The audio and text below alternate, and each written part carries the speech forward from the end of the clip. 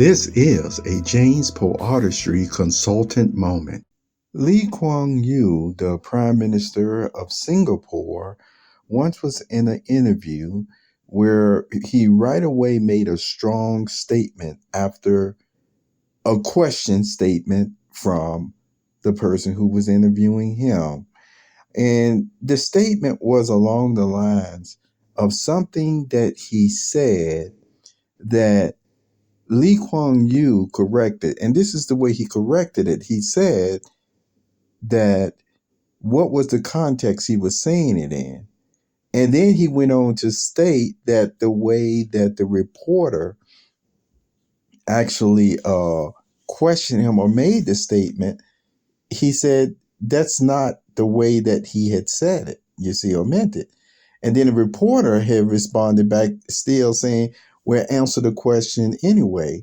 And I love the way Kuan Yew responded again. He basically said, I don't have to answer something that I still didn't say in the first place. And so he made that clear to the reporter. He also went on to mention that he's talked about so many topics in so many databases that even if he had a database like Brain, he said he still couldn't always remember everything that he talked about or just from a statement.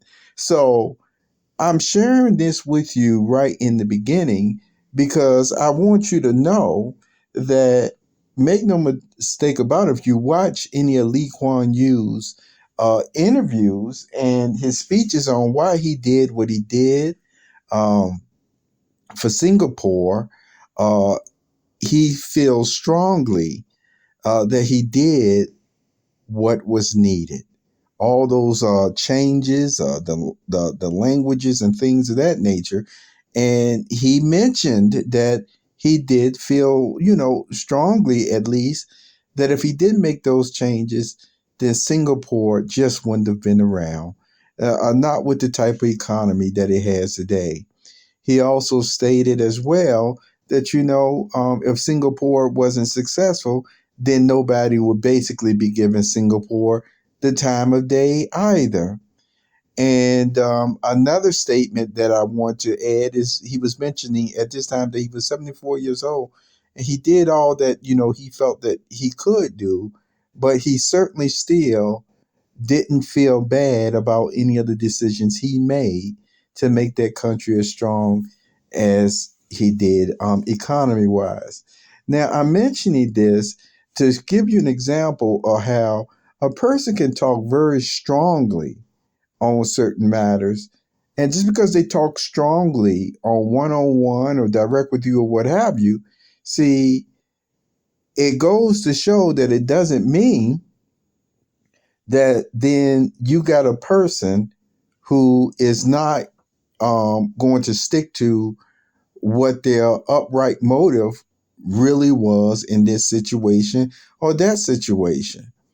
And the interview went on, to talk more about even drug trafficking. And I want to bring this up for this simple fact. The laws have been so strong over there in Singapore that, instead of just even placing drug traffickers in jail for years on end, burning up the economy, you should look at the sentences that are passed out on them when they're caught. And that's what's been the complaint for different countries over the world or what have you. They may feel that the judgment is actually heavy-handed. And Kuan Yew went on to explain why they had to do such judgments like that. And he even mentioned that in some cases, again, if one family, a whole family was really hurt from all these drug trafficking efforts, then even then he felt at times just the sentence being passed out on one person doing that was still not enough, but that was his expression. Now, the reason why I want to mention this is because this goes into an administration, a level of ruling the people. And this is one thing that I'm going to say. See, the more stronger the judgments, if you will, the executions, if you will, of the sentences, see, that puts also an impetus more on the requirement of every iota of the due process being carried out to make sure that if a sentence like that is passed out, you better believe that the person is totally guilty. You see, and in this case, also you don't have no frivolous type laws either, where I still say that okay, it does go into heavy handedness where the penalty still doesn't really fit the crime. You see what I'm saying? You don't want to be passing a whole bunch of laws like that. But see, the whole point is Lee Kuan Yew did make his point on why their sentences were so strong with the effect of drug trafficking. And the thing about it is, I just want to give another strong encouragement about why due process. You see, the system, the charges, formal charges, and everything else, and you just can't have people like I'll use the example of Naboth's Vineyard can just yell something on the street and say this person guilty of this or that, and they don't even have their day in court. They don't even have their opportunity to, you see, develop their defense. It's worth still having due process in there because all the same, if the sentence is that heavy of what they had in Singapore for drug trafficking of that nature, then guess what? You know something? All the same, if the person is innocent, then you're going to still have a productive member of society for you. And if the person isn't, then that judgment is going to take care of it. It's worth at least the length of time that it took for the process in that way, so that you wouldn't be having a bunch of innocent people, you see what I'm saying, being, executed for something that they were set up or framed or what have you, and which would have been found out if due process was in place. And I'm talking a real, once again, honest process in place.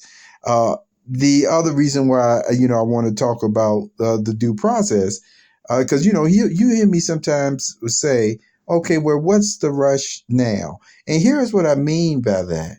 Here, you have these same people who could be doing drug trafficking and everything for years, etc., all over the world, in every place. They go in your grocery stores. They go in your food markets, you see. They go to entertainment venues, clubs. They go to your churches, all sorts of things. So in general, see, these are still, at least in the first premise, are still not violent crimes. You see what I'm saying? And so you can have people doing all sorts of everyday patronage with everybody around them. You see what I'm saying? So this is why I'm just saying, as far as sometimes people placing the importance of executing this or that, even when it's not a violent crime, the point is, you know what? Due process is still owed to every citizen. It's still owed to every worldwide citizen. And I know on the law books they have different sentences for people who are found guilty, that the judge again can decide exactly what, to the extent that he's going to go to with the crime, which again Mr. Yu actually overrode that and just, like I said, was putting the drug traffickers to death or what have you. But that's my whole point.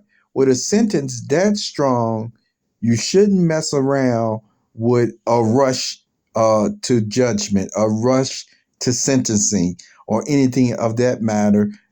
In this case, as they say, you better prove beyond a reason of a doubt that somebody has really committed that crime.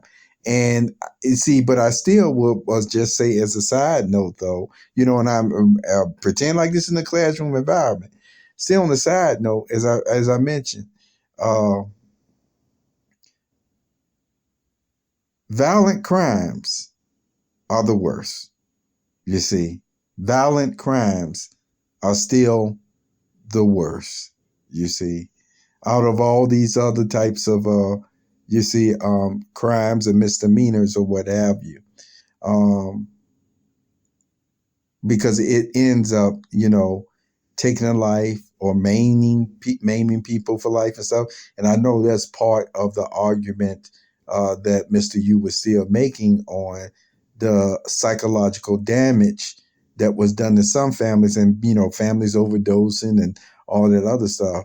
But all the same, you know, I've just seen situations at times where, you know, you go to one country and the very thing that is condemned in one country is not even against the law in another country, you see. And so Mr. Yu also recognized that, and he didn't look highly upon certain countries that were so light on, such a deal in that way or what have you.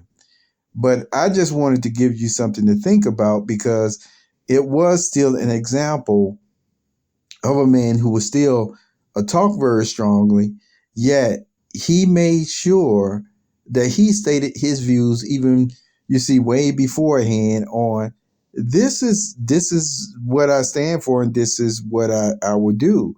And the thing about it, he wasn't going to spring anything on somebody that would seem so out of left field. And what some people have found today is you still do have some individuals that have actually found people that they thought were going to be very heavy handed on matters. And yet, you see what I'm saying?